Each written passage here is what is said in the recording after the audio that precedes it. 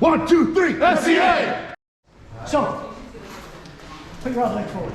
Now, the reason I'm saying this is, so, doing a little bit of a takedown today, a wrestling move, and this is a great move that I like to use in a striking situation.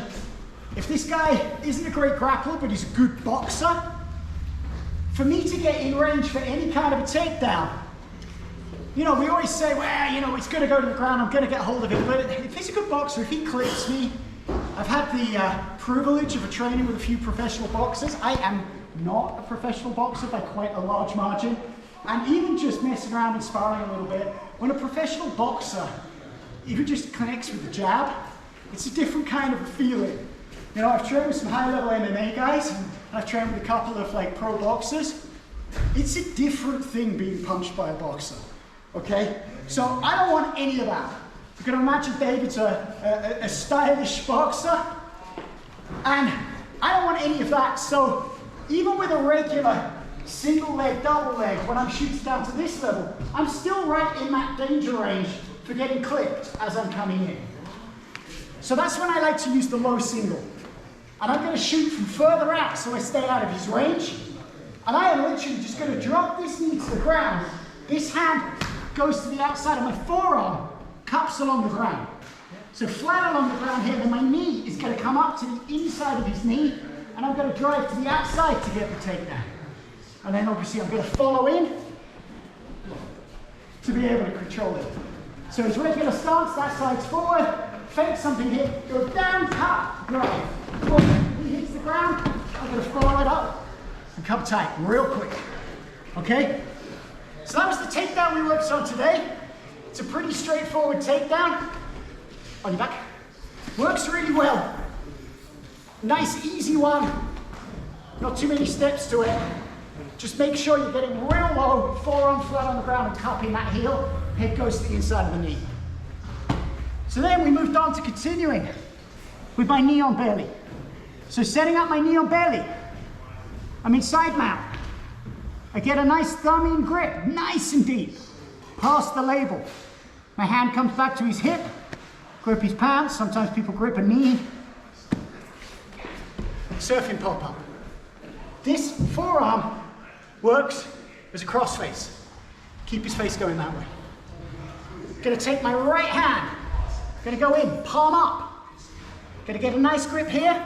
I'm gonna rotate my wrists together, and now I am going to bring my head down and towards him as I bring my elbows back and choke for the tap. The reason I am bringing my head down, I've seen people hit this choke where they stay up and lift. If he bumps hard with his hips, now bump the other way, so like bump me over. I'm going to fall. I've got this choke grip, but I don't like my chances of him not coming up and arm barring this arm. I'm going to get loose in that grip. I don't want that. So, if I get nice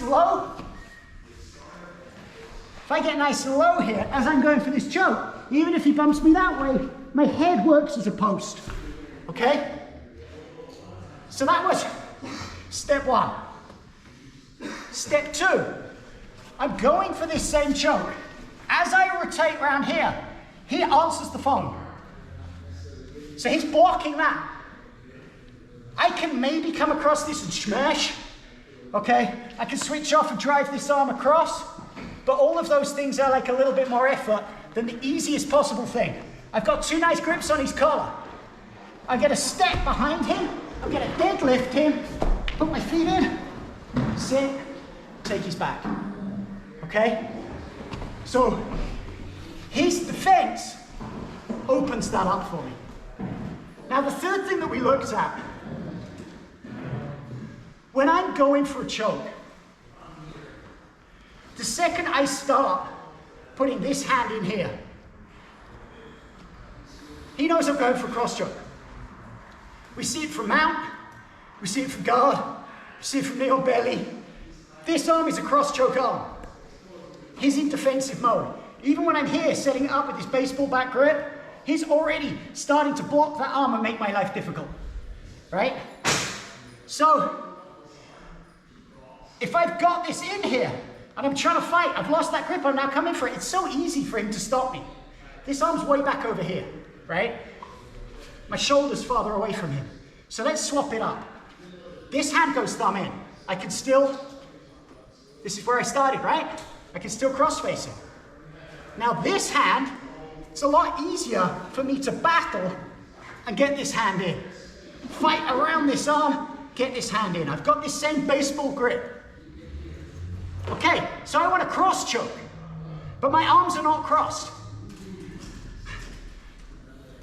Muhammad won't come to the mountain, mountain's got to come to Muhammad, right? So, I've got this grip here. I can't switch my arms across. He's not going to turn around for me and be obliging. I've got to step around. I step around. I get low.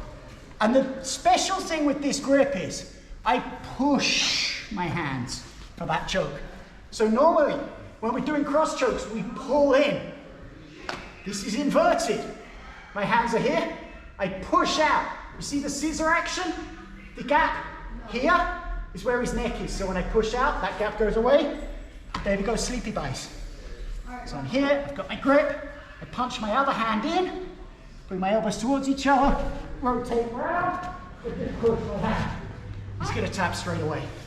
That last detail there, for years, I would try and finish this choke, and no one explained that last detail to me. And I would go for it, and I would be trying to pull. And sometimes I'd make someone tap, sometimes I wouldn't, but it was always a lot of effort.